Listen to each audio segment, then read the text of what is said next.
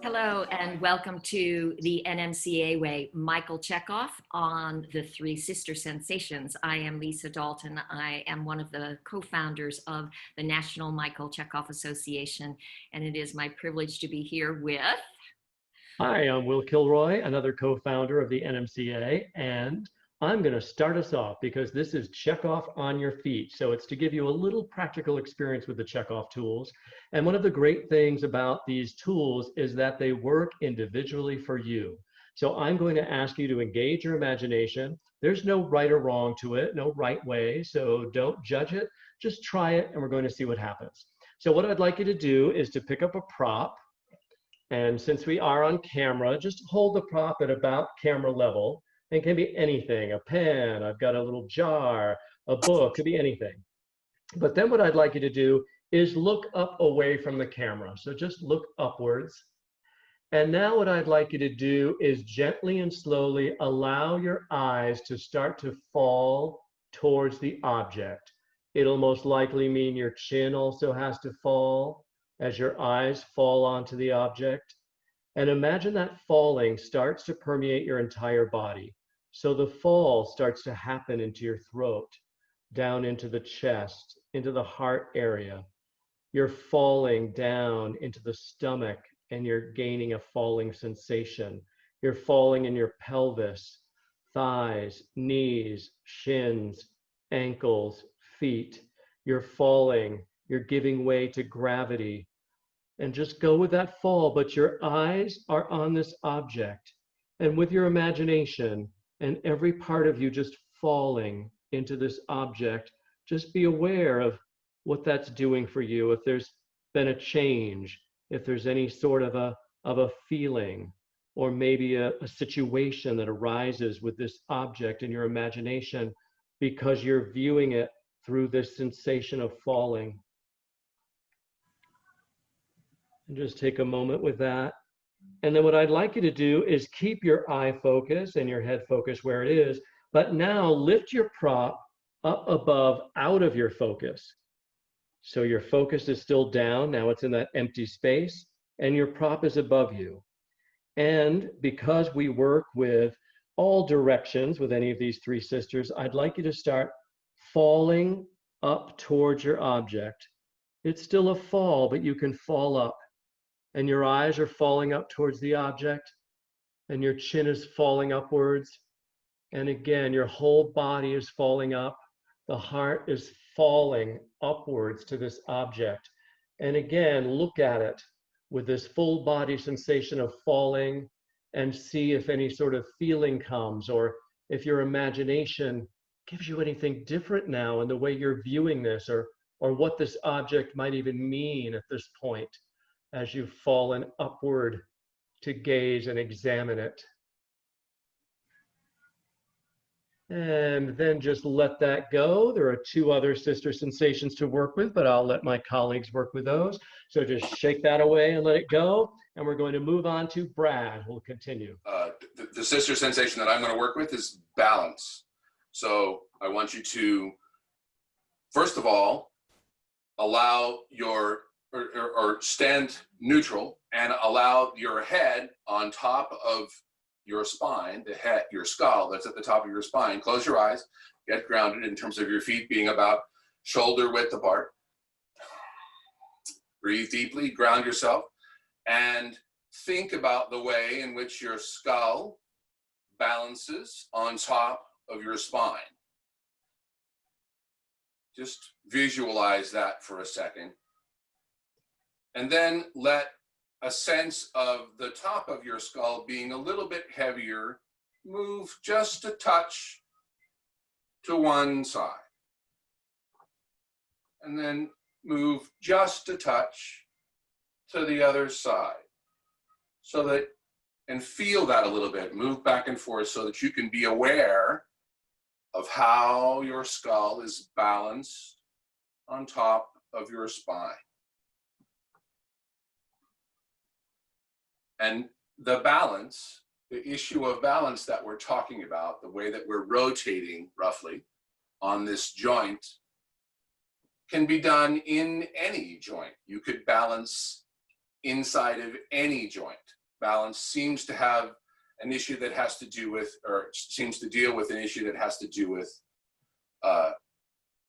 precipitously falling, losing control, losing the notion of being specifically in control. And it's less the idea of what we want to try and examine is less the idea of losing control, but the notion of mobility within the confines of the joints.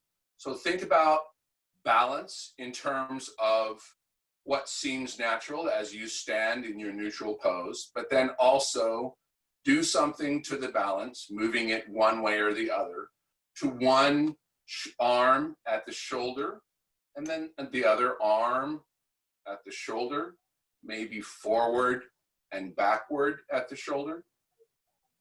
Just feel the sense of balance. Feel the sense of how much balance is an issue for the internal part of your body, for your skeletal frame, for the frame of the character that you're performing, the way that you're choosing to perform it, so that you can play with issues that have to do with balance in terms of each of these joints, each of the major joints that are there inside of your skeleton, as part of your skeleton. So for instance, your head at the top of your spine, or your arms at the ends of your shoulder joints, or the part of your spine that is at the top of your pelvis. Play with the balance. Move your upper spine, for instance, to the left or to the right, or forward or back in relation to what's underneath it. Play with that notion of balance. And searching in this way, exploring in this way, can help you find a pose or a physicality that you feel like you want to permanently install as part of the way that you envision, image your imaginary body, your characterization, the thing that you're doing with your physicality, so that you can just drop into your character pose, drop into your psychological gesture. And now I'm going to pass it on to Joanne. I'm back in balance. So I'll work with the element, the sister of floating and floating up. But same with this, where I'd like for you to start the floating feel is in the jaw. So feel like your jaw is slowly opening and floating back, and really feel a sense of floating in the cranium, almost like if your head were like a jigsaw puzzle and it's starting to slowly float away. Engage the eyes and notice how the eyes can now start to kind of float from focus or float into focus. You really want to use the floating idea of focusing. So now that when you look at the world is floating with you, right? So there's a sense of floating, opening up the jaw, opening up the cranium, and then opening up the eyes, having the way we see float with us. So everything that we're looking at is also in a state of floating with us. And at the same time, you can also just release the chest, open it up the chest, open up the rib cages. They start to expand in a floating way. Don't forget the jaw, don't forget the eyes, don't forget the cranium. As we move down, feel your pelvic bones. And it's almost like if one pelvic bone floats in this direction, the other pelvic bone floats in the other direction. And the pelvic bones are now connected to your floating scalp, your floating head, right? These floating parts are being kind of tethered together by dental floss. And so the same as, it's almost like everywhere your joints are, your elbows, your wrists, here they start to float apart from each other. So you're actually disconnected from your joints, and then from the hips into the knees, into the ankles, so that even as you try to lift your foot, right, there is no joint there. It's all floated apart. So all the parts of your body, specifically your head, your pelvic bones, and your ankles are all tethered together by dental floss. It's the only thing that's keeping you held together. And as you're walking around in this kind of dental floss state, your eyes are almost floating out of your body as well. And it's almost like they have to be connected back into your body. And now as you look at something, now you can bring yourself in, but everything is just being together, held together by a very thin string. While you're in that floated state, held together by just the thinnest of strings, imagine how the breath is just the same, connected to you. It is floating through you. And imagine that you can allow a sound of a number or a letter of the alphabet float out and move itself through the space. 1, 2, 3, A. 4, Brazil. 5, Ah. 6, Flint. 7, Blue. 8, Blue. X. 9, Blue. 10. And now imagine that this string gets tighter. It starts to shrivel and shrink, and it pulls all those pieces closer together, tighter and harder. So tight that the entire body begins to tremble. The struggle for balance, the teetering, the physical expression of losing your balance, of struggling, battling not to fall and not to float away. It's holding the tension between yielding and floating away. And now imagine that softens its physical expression, but the tension on that string, that fine little dental floss, is a tight secret in those joints. And yet it affects the breath. And now with small, subtle, balancing movements, imagine the sound wave is balancing. There's a tight string between each sound, the letter of the alphabet, the number.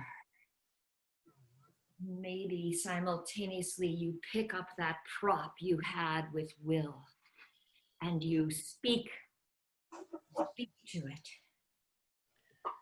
letting the breath struggle. 1, 2, Shine. 3,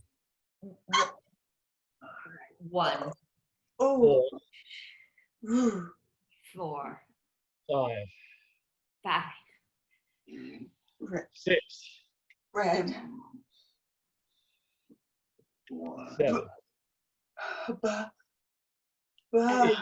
Now there's a Blue. looseness that starts to come into that string, and everything that connects it flops, begins to flop, begins to yield. Instead of battling gravity, it gives into gravitational support. The breath, especially. And it can go in any direction. It falls to the right, falls to the left. It falls up.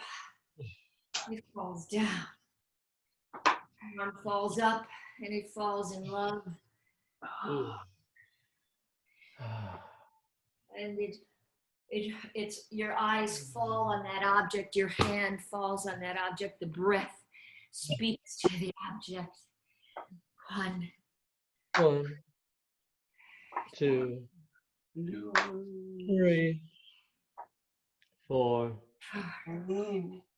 5, 6. And now you continue your conversation, but a sense of finding complete balance starts to come in. The levitational lift, float counters the gravitational pull, and the body arrives at a perfect balance, conflict-free, perfect balance in the thinking forces, feeling forces, willing forces, perfect balance in the gravitational and levitational pull, and perfect balance with your object as you perfectly balance back into your seats, and you conclude with a little goodbye to your object in perfect balance. Goodbye. And we will continue on with insights and reflection and response, flying back over what we've just experienced. Like I said, I think the great thing about this is that everybody can have their own interpretation. You know, this isn't a kind of technique, or these tools are not prescribed that you have to feel a certain way. It has to affect you in a certain way. So I think what it allows you to do is develop your own repertoire of tools of what works for you and what does this do for you. So maybe falling can feel very pleasurable, and it can also be different at different times. Or maybe it feels like you're discovering loss. So I think it's just important to remember that the tool really works through you, and sort of what we talked about in another session, how does this particular tool unlock my talent? And that's what I love about this technique. It's personal to you. I really like that with this technique, all the Chekhov techniques, many of them, I should say. But it's very noticeable in this one that that there's things that seem to sort of naturally come. For instance, when I was doing the exercise that Will was leading, when I was falling, and the falling was downward, my feeling toward the object that I was looking at was very, I mean, I guess what I'm trying to say is that the physicality that we take on, even if we take it on in a very generalized and abstracted environment, ends up creating emotionality inside of you. So my relationship with the thing that I was looking at was it was a fallen and a fallen downward kind of relationship. Whereas when I went up with it, despite the idea that it was a fall, because I was up, it was a much more optimistic kind of feeling. But there was a sense of I mean, part of the issue that has to do with the notion of the fall is roughly speaking helplessness, or the disability to be able to do anything about it, right? And even though I was up and I was optimistic in one sense, in another sense, I was inside of Will's exercise, and so I was very connected to the idea that I did not have great control over the notion of my optimism. I couldn't change it. I could only be optimistic, you know. And I think that the way that physicalities end up sort of having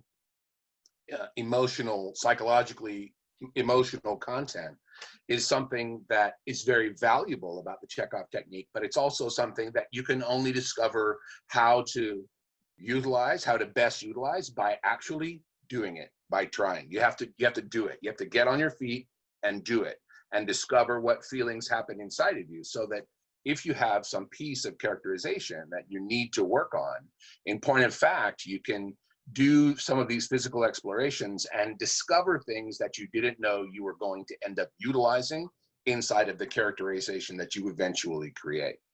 It's a search. The best thing about the Chekhov technique to me is the notion of it being a sort of, everything's very exploratory and fun and enjoyable and a discovery. It's always a discovery, and that's wonderful.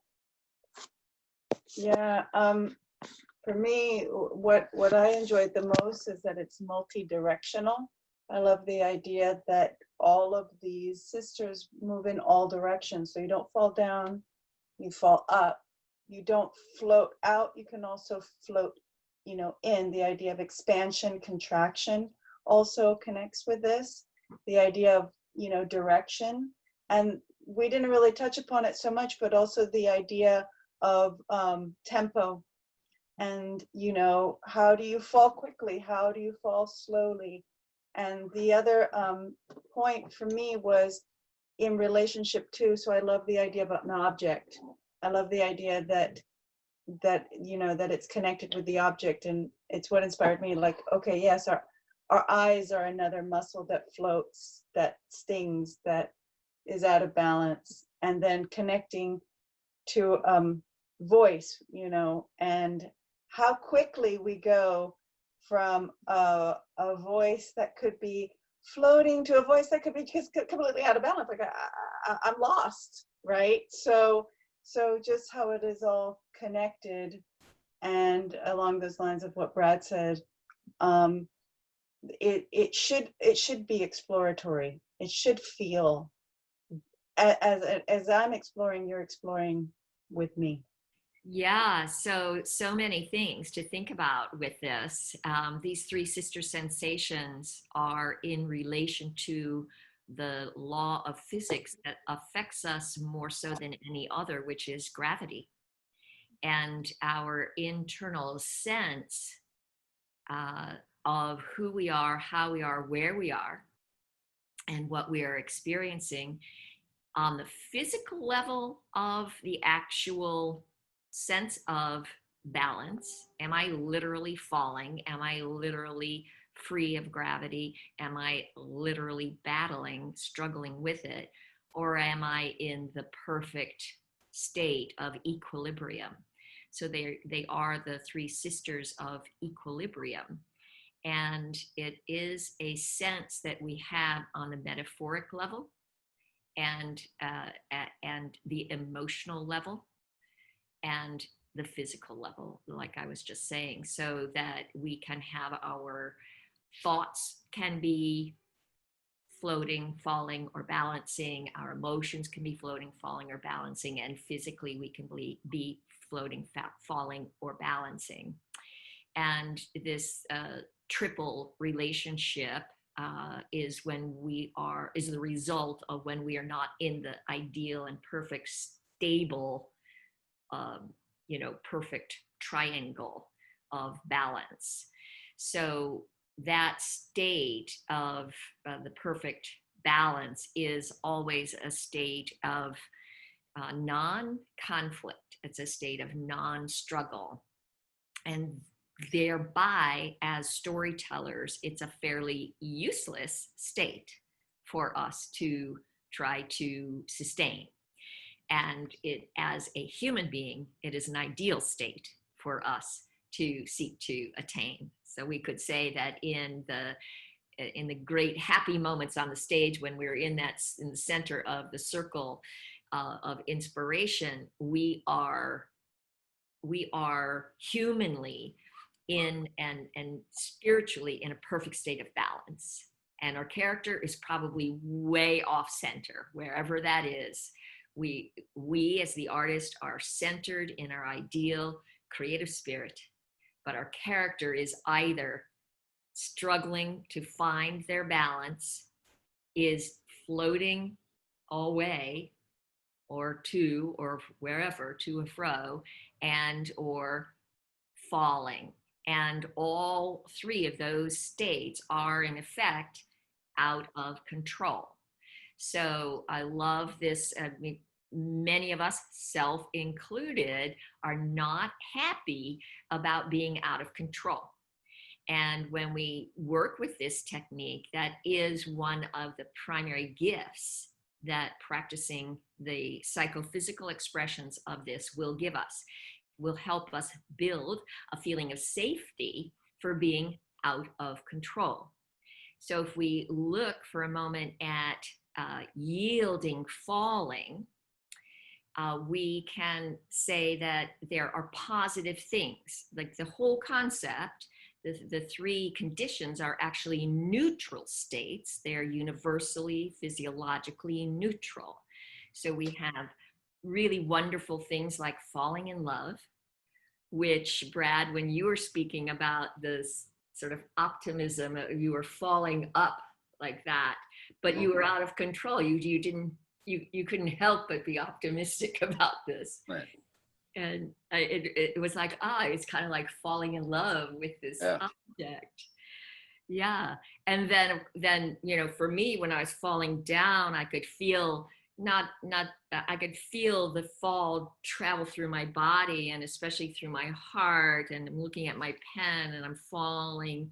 It's like falling, away from me, and I'm going, it's just draining and I'm going to lose it. And so I start to, be able to experience that other sensation. But the fall, being able to go in any direction, can be colored with any quality. And as Joanne so greatly pointed out, that question of tempo, the speed of the fall and the direction of the fall, tempo, rhythm, and direction completely changes everything. And Jack Colvin, who brought these forward, who studied with Michael Chekhov in the last 5 years of Mr. Chekhov's life, and who was a personal assistant, used to call himself his houseboy, part of his sort of work scholarship, being mentored by Michael Chekhov. And Jack was quite a brilliant philosopher.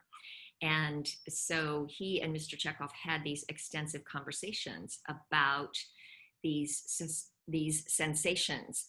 And I think that part of the origin of those conversations was a direct response to the concept that we have more than just 5 senses. And among those additional senses, there are 7 more, is this sense of, is a sense that has to do with balance. And when we look at the physical body, we know that there are 3 primary systems in the body that identify and help you as an individual be in a state of balance. So one is the proprioceptor systems, which are found in these joints, which was so great that Brad was working with these joints.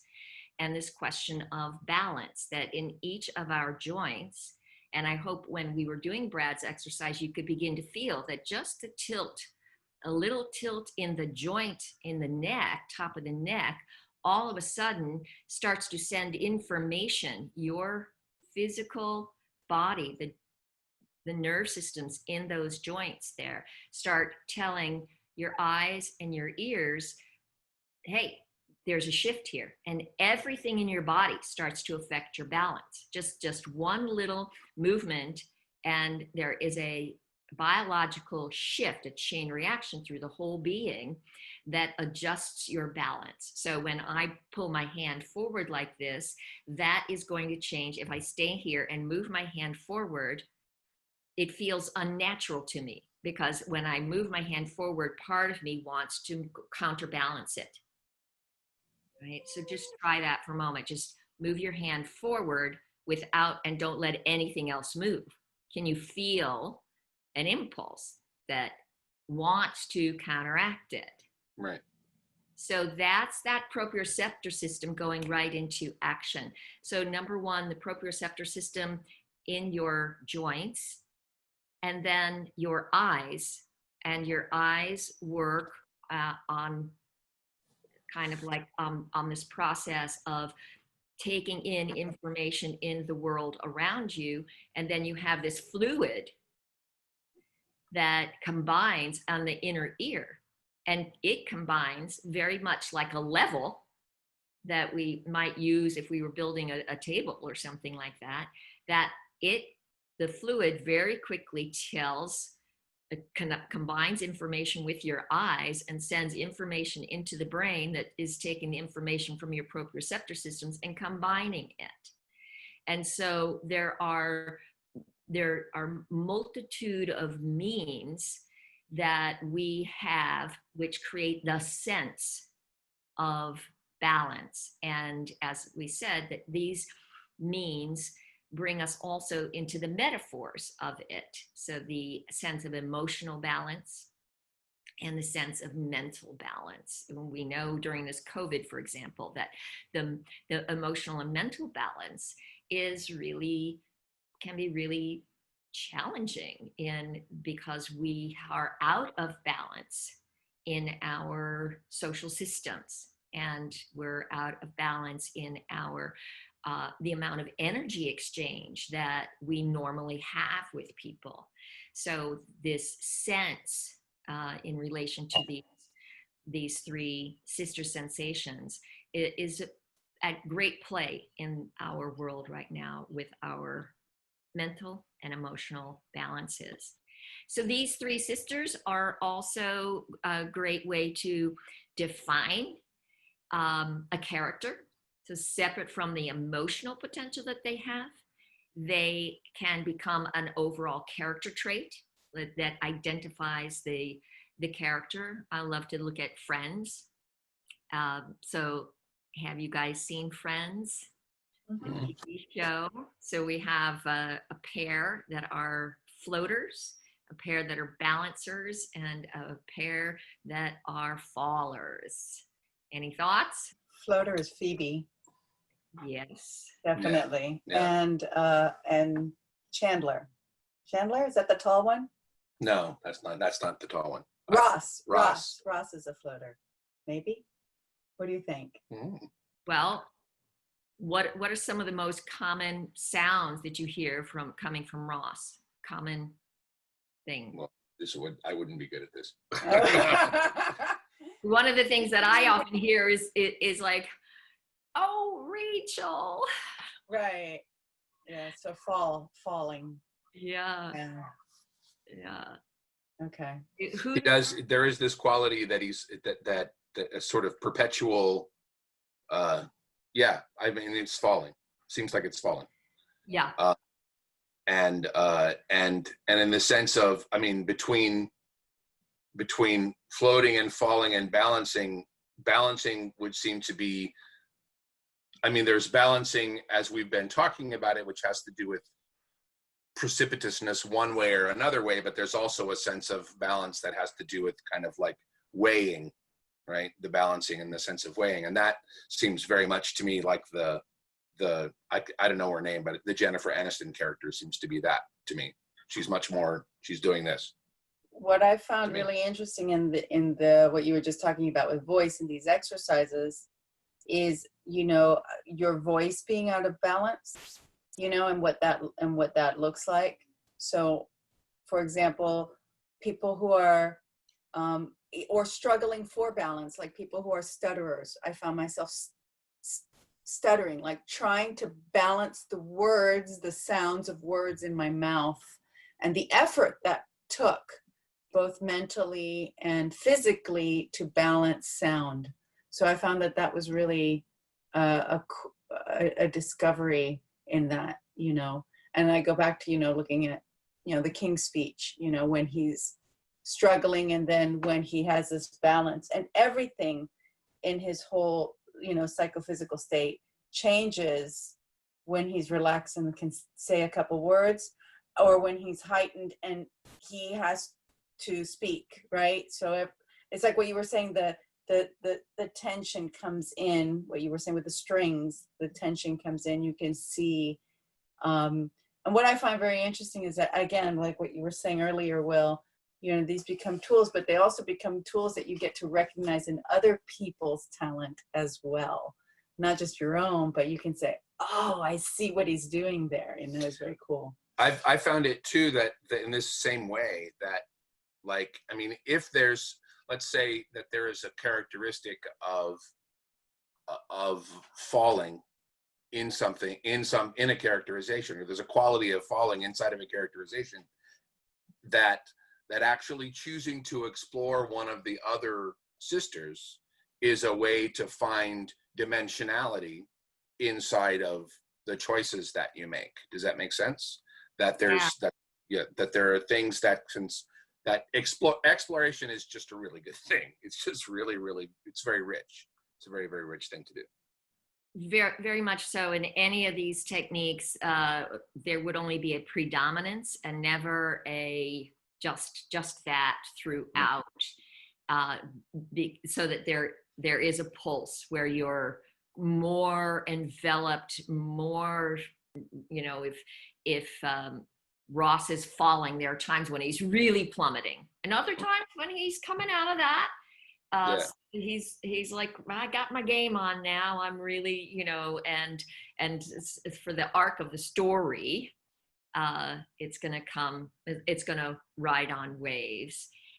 For me, is my sense that Joey is the male floater, and Joey and Phoebe at one point in the series actually make a pact to end up together if they don't wind up with someone of their choice. And they would have, with the exception that Joey, the actor who played Joey, was going on to his own series. And so they had to bring in a different mate for Phoebe at the end of the series. And for me, Monica and Chandler are the two who are in this, always in the balancing thing. Always trying to control everything, really trying to control everything. And for me, Rachel is the faller who's everything's always falling apart for her. Yes, she comes up with this, oh, la, la, la, but then she falls again. And, but I love what you're saying about the polarity, Brad, in terms of always playing and exploring that polarity. And remembering, and there was a period of time when I taught these as rising instead of floating, because floating is already in the qualities of movement. And I battled with, with Jack Colvin wanting to call it rising instead of falling. Instead of floating, and he said, rising is one part of it, but because there is no direction, if you say rising and falling, you turn it into strictly a directional tool. Right. And, yeah, it's not that. You have the 6 directions in staccato legato exercise. That's a 6 directions exercise. This is not that. This really is about the state of equilibrium. And one of my favorite remembrances and his evidence of this is, I've seen you fall up the stairs many times, my dear. The studio we worked in was up a flight of stairs, and yeah, I did fall up those stairs a number of times. So, and you trip yourself up, and he gave me many examples that it's not just rising, getting a rise out of somebody. All the things that are in rising can be and are part of floating, but it is possible to be struggling for balance in that direction too, as the levitational pull takes you away. So we're always looking in the NMCA way to keep the most expanded interpretation, as Will was saying, to keep the greatest freedom of application. I just wanted to say, I also think these tools are so valuable when you're directing, because somebody might be coming into a scene and they're supposed to be very happy and the actor's just not getting it. And I've certainly used this and said, no, you're floating on cloud 9, and literally float and come in a different way. And it gives them a whole nother way of being.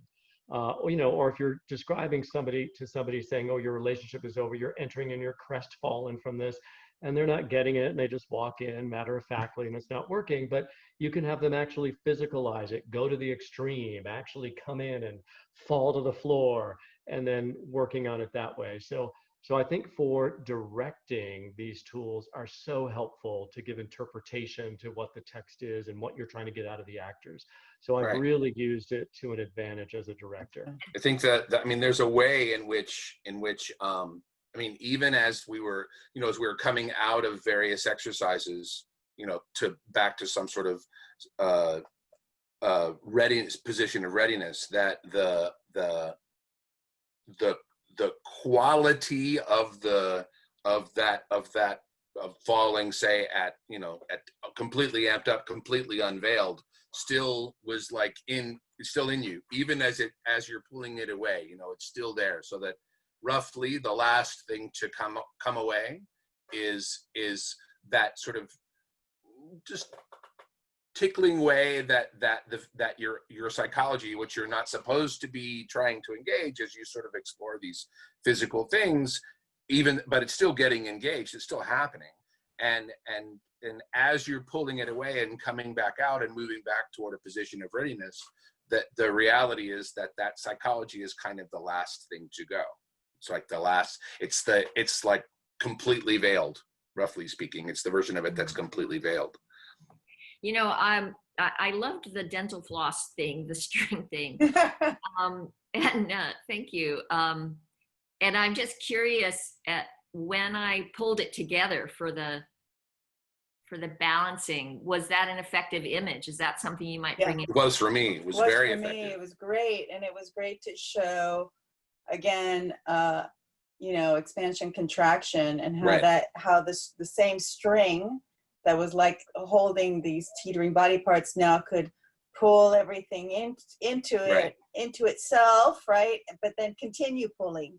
So it was great. It was that like within the notion, for instance, again, regarding expansion contraction, like the dental floss, it didn't change in size, but it did change in what it was doing, which was a function of expansion contraction, right? It was this sort of non-tensionness to a tension, to a great tension. Yeah. It was very, very nice. It was very nice.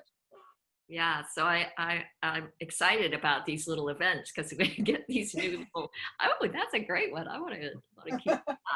No, there's a third function that we can use these three sister sensations for, and that's as transitions between gestures. So, you know, you're involved in a gesture. Every gesture has the potential to succeed or fail. If it can't fail miserably or succeed wonderfully, it's a useless image. So it needs to have this win-loss potential.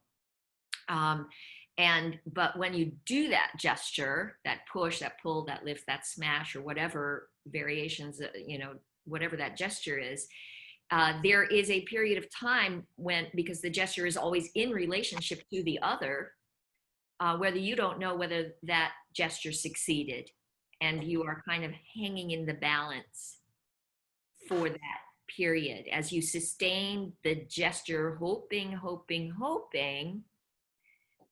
then you assess.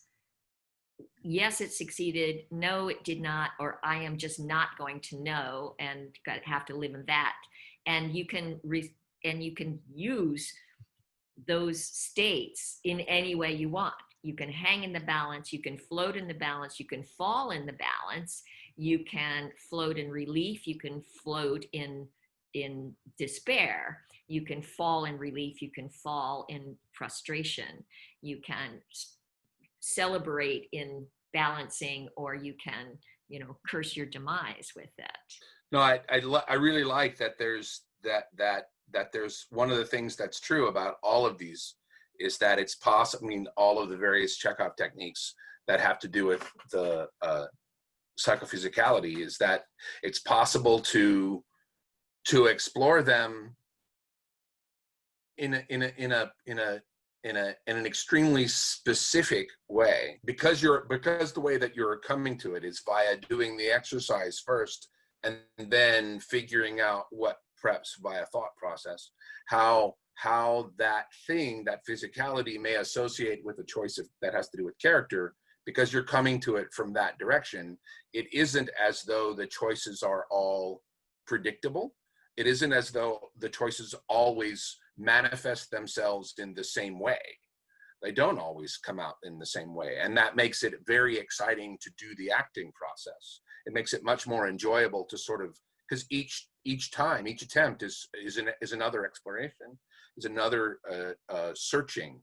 And it makes the whole process much more interesting. And it makes the whole process much more valuable, because each time, especially because of the Oreo cookie flyback, each time is okay, that was good, I like that. You know, what am I going to keep and what am I going to leave away? What am I going to leave behind? And all of it, it's just a very generative process. That's the best thing I can say about it. It's very generative. I think one of the biggest challenges working with actors as a director or a teacher is breaking them of the habit of getting things right. You know, they're so tense. They freak out if they forget a word, or they freak out. Like I rehearsed it with my hand up. Oh, I forgot to put my hand up on that word, and now I'm lost, right?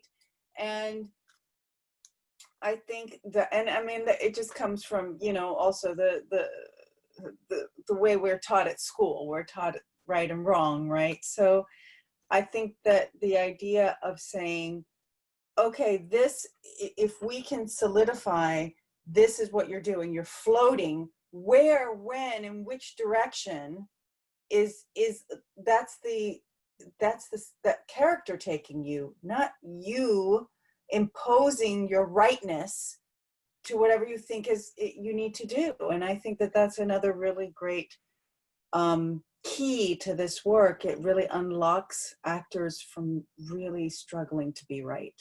Can't cheer that statement on enough. I will admit very fully that sometimes this challenge increases with, you know, a so-called self-assumption of intelligence, because the intelligent person can do, and I did this, I probably really primarily did this for about the first 5 years of my experience with the work. Now, I didn't, in my training with it, I was in an environment where I didn't have teachers giving me feedback. They really left me on my own in exploration. And even during those 5 years, I increased my income and was having a very, very successful performing career in New York. So I seemed to be very, very successful with this technique, but I was really using it intelligently. I would understand what the effect of expanding, contracting would be, for example. Or I didn't know yet about the three sisters, but, you know, about molding, floating, flying, radiating, or the effect of a push or whatever. And I knew enough to sort of try to avoid the cliche, but, you know, I would contrive intellectually the effects that I wanted to create. I would decide what was right, what the right way to do this scene was for me, and use the tools to create that right way. And it made me a powerful and intelligent actor, but it never surprised me. I was never surprised. I was thinking, oh, that came out just the way I wanted. And then when I would actually slide into true peak performance moments, I realized I had no freaking clue. Right. You know, that contraction really came through in a whole new way. And that push came through in a whole new way. And I didn't sound like me. And that me was my lower ego's perception of what the character should be, would be, the right way to, etc. So it really took, you know, some deep work and examination on understanding that while I was making money off of it, and that probably was the hardest part, that's probably what kept me working intelligently. It's also, I used it as a stunt woman, and that is the way I recommend using it as a stunt woman. or stunt person, to use it intelligently and not to send yourself into the acting zone. But I had to really make a distinction for my acting. And I feel like when I did that, my acting took a whole new realm. It went to a whole new level. And it was also the major shift for me that allowed me to fall more in love with my worst acting moments. Up to that point, if I didn't do it right, I would be very angry at myself. And once I realized that I couldn't do it wrong if I just focused on the image and allowed what the image created to control me instead of me trying to control the image, that whatever came out was better than my lower ego's perception of what's supposed to be right. Yeah. Oh, absolutely. Yeah. And it's that transition from ritual to shaman. The ritual is there, it's the technique, it's whatever concept you're thinking of. And then the shaman, the master, if you're looking at Eastern cultures, it's that moment where you give over, right? You give over the technique, and then you are performing at a different frequency, and it's that different frequency that we call our that inspired moment of acting. But it takes a lot of trust of yourself to get to that place. And I think I kind of had similar to what you were talking about, just both of you were talking about. I did a part, I was playing a part in a Alan Ayckbourn play, and it was it doesn't happen very often, or it hadn't happened to me as an actor very often, but essentially I did something devastating inside of the play, something that caused the entire play to sort of change trajectory. That was I shot a guy. And then over the course of the next probably 3 or 4 or 5 minutes, I was supposed to say nothing. I mean, what the director wanted me to do was to be on stage and say nothing, but just slowly realize the gravity of what I had stupidly done, and which was to wrongly shoot a man inside of my own house. And the character and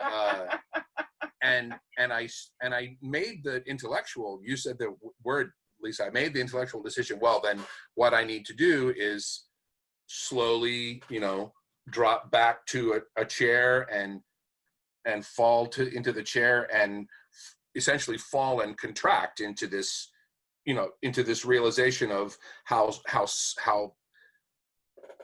what's the word? How small, how minimalized, how unhuman a thing I had done, how inhuman a thing I had done, and how inhumane the action had been, and how devastating the action had been.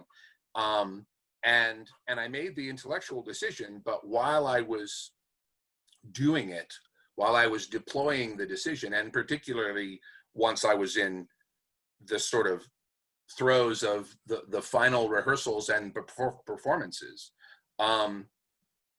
it was a revelatory experience, because I was so into the notion of the tool. I was so deploying the notion of the tool that I realized that there was a richness outside of, or aside from, the intellectual decision, just inside the physical embodiment of what it was I was doing.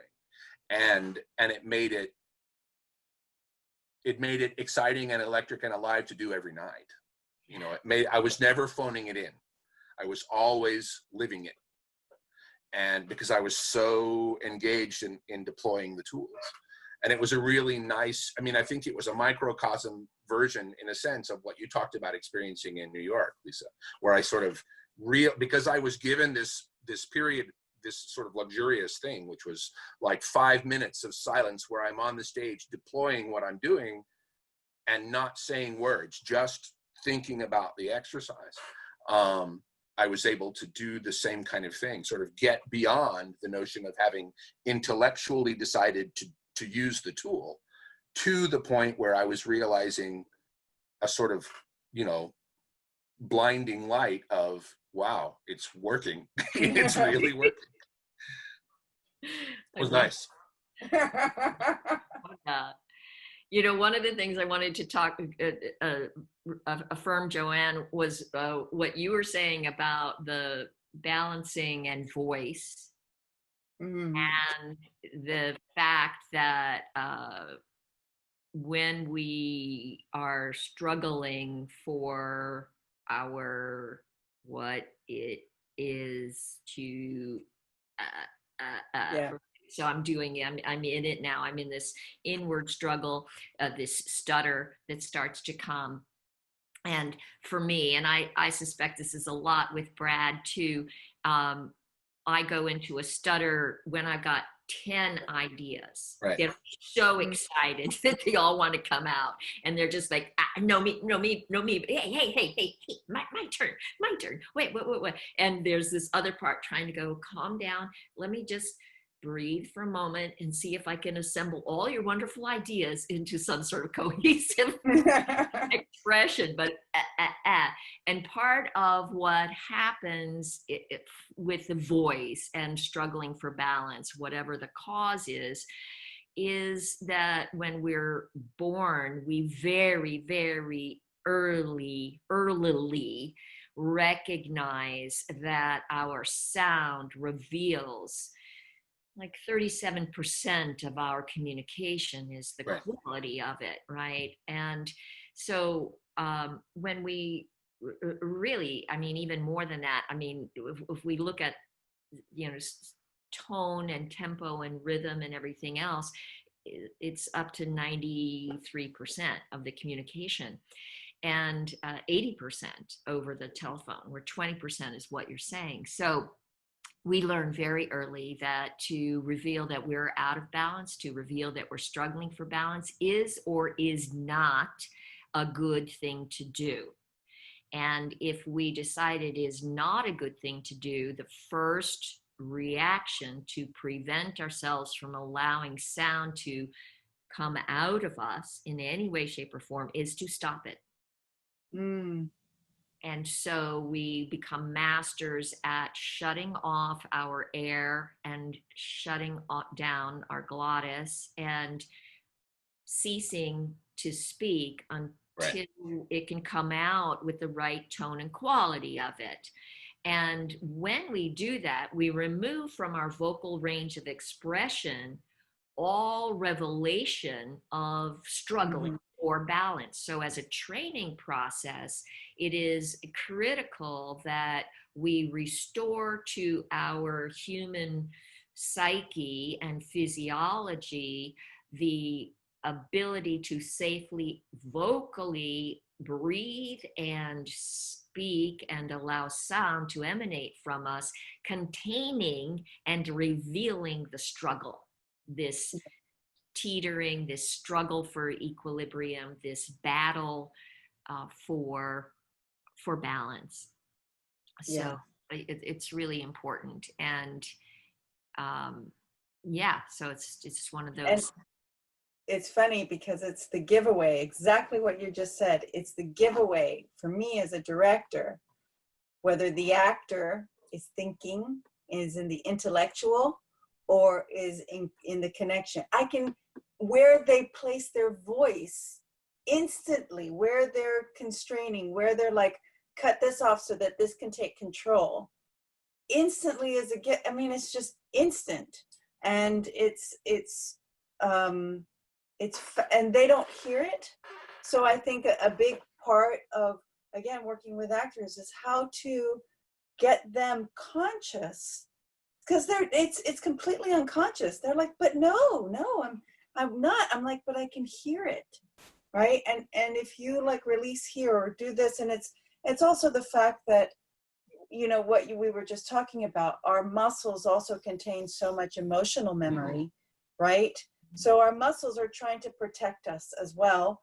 And we're trying to go in certain parts. So we're not even consciously noticing what we're doing. So working with actors, you know, doing this and to be able to make them aware of when they are or when they're not. I think that this technique helps them develop that awareness, because it's so awful. I mean, myself as an actor, if somebody said something to me and I'm like, yeah, I don't know what you're talking about, you know? And vice versa, if I'm directing and I look at the actor and they look at me like I'm crazy. So I have been that actor.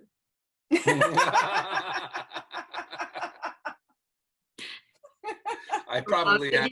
For those of you watching, Joanne has directed my solo show, which I created originally because Brad requested me to when he was artistic director of the Fort Lauderdale Fringe Festival. Yeah, we're still working on that show. Every day I have new ideas. So I've been taking so many different classes, and I have like a little notebook just for your show of all the stuff that I've been like gathering and putting together. So you're not off the hook yet, sorry. Okie dokie, madam. And that's recorded. Yeah, it's recorded. Well, any other thoughts about these three sister sensations? And a big shout out to Jack Colvin for sharing them with us, for you guys. I always found them hard to wrap my mind around, and I wonder, and I don't know why, because this session I think was, aside from it being a refresher, it was also kind of more eye-opening than I think a lot of others have been, or at least that I remember it being when I was in the intensive the first time, because I don't think I was able to think of it, or at least I wasn't able to separate enough from the notion of a very gravity-oriented sense of the three sisters, a sense of like a balance beam-oriented sense of balance, and a precipitous, like toward the hard ground sense of falling, and an elevated sense of, and this session, which, because we of necessity were doing it inside, and because so it became in a really wonderful way very, very vertical. It became very internal and very oriented to bones, and like, think about your bones and what are your bones doing and where are they, and what's happening in terms of the notion of expansion and contraction, and what's happening in terms of lifting and separating and all of that. And I found that very rewarding this time. I feel like I have a stronger sense of how to talk about it now, because I had struggled with it previously. You know, and one of the things I wanted to bring forward that is so great is really looking at our language phrases, our things like, you know, crestfallen, literally physicalizing those things, your eyes falling on an object, looking at all the words, on the brink, on the edge, you know, teetering, you know, all these phrases in our languaging that utilize metaphors and similes about these states of equilibrium. These ideas, right. And playing with the individual body parts and the way, you know, if your hand you know, falls on your face, and whether you're balancing, you know, right now I'm balancing my head on my thumb, and what does that mean there, and what it means to be a spacey character, what if just the head floats apart, you know? And the other thing is about the concept of yielding in the element of falling, and what does it mean to yield and allow the floor to support you. To really, I think when we fall asleep, we're looking at that as an example of this yielding and allowing what we yield to actually support us. We talked about trust. Like, can I really allow myself to fall into that pillow? If the pillow's on the edge of the bed, I lose that sense of trust, right? So there's this sense of falling, and the bridge between falling or floating weightlessly and this struggle for balance, teetering. So really looking at falling, not only or the fear element of falling is really an element that's attached to the concept of balancing. Mm-hmm. Mm-hmm. And that is a distinction. There are people who work with these three sisters who do not make that distinction. They have them kind of twisted around. And that's, it's functional for the way that they teach it. I can claim I had, 6 to 8 years of tight mentorship from Jack, who introduced it, and we introduced it to the world, and he mentored me very, very, very, very closely on how to work with it. So I kind of stand by that concept that the fear element, the moment part, is not in the concept of falling. The concept of falling is about the yielding. This moment is part of the concept Pulling back. It's of trying not to fall is what Exactly. Right. it's trying not to fall. And so trying not to fall, trying not to float, those are part of that middle ground of struggling for Mm-hmm. the balance. And they can, of course, be extremely exciting, very, very exciting. That struggle for balance can be this excitement and not just fear. Mm-hmm. Quite a broad range of it. So I loved watching you just now. You're like a painting. So when you were floating apart, you were like a Dali, and as your hand was on your thing, you were like a Degas.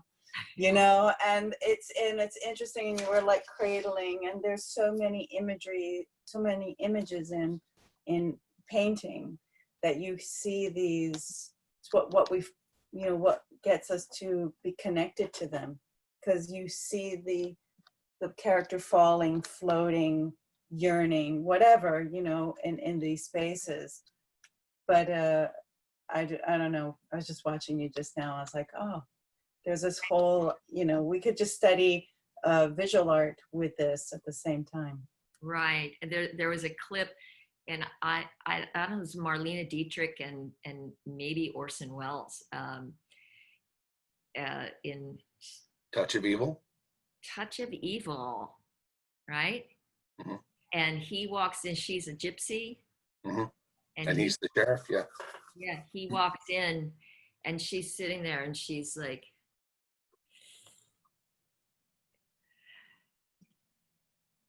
what? And you could just feel her. She's like, and Jack would just go through and watch the falling, watch the floating, watch the balancing, just in this scene where she's like, yeah, you're cooked, buddy. And he's like, yeah, I know. So Touch of Evil, yeah. If I can find that little clip, I'll stick it in here.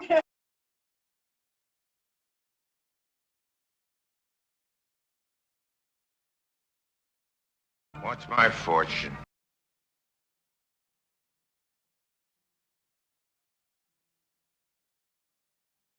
You've been reading the cards, haven't you? I've been doing the accounts.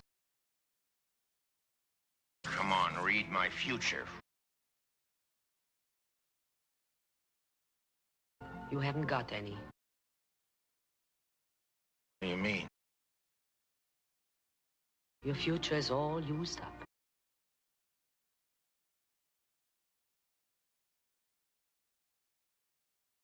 Why don't you go home? There was this really nice, we watched the Nat Live show last night of Midsummer Night's Dream. Yes. And they were using sort of canopy beds, or a version of canopy beds that were very, very strong, but and there was a lot of circus art stuff. Mm-hmm. And there was a moment where Puck cast a spell and put all the fairies to sleep, and there was a fairy like at the top of the canopy bed sitting on top of it, and she dropped. I mean she didn't fall like, she just was asleep, right? And when she was asleep, she dropped, but the beginning of the drop was like the top of her whole body dropped, but then from like about her elbows to the lower part of her body, that's how she controlled like the nature of her fall, so that she didn't actually drop from 6.5 feet in the air, but she lowered herself, put herself to the ground so that her feet could take her weight, and it was really pretty. It was a really pretty thing to see the fall, because she had controlled it so well. It was so well timed. It was really, really pretty. Very nice production too. We've been watching all of this. The Madness. Did you see The Madness of King George? Mm-hmm. Mm-hmm. I mean, I saw the rest of Midsummer last night also. So yeah. So I'm starting to be able to identify each one of these things. So wonderful. Yeah. Thank you, my love. Thank you. Thank you so much.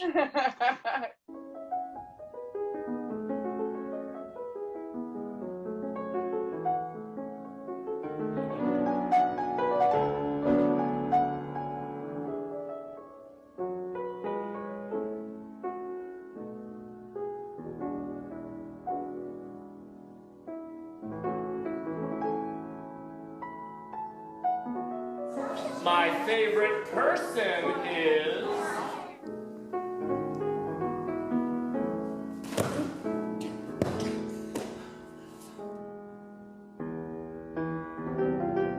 One minute on your imaginary bodies.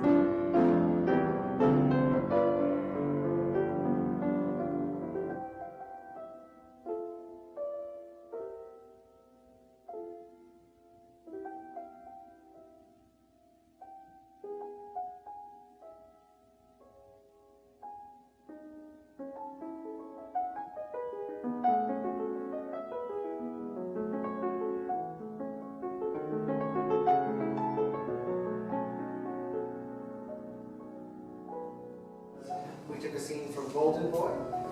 We all did the same scene.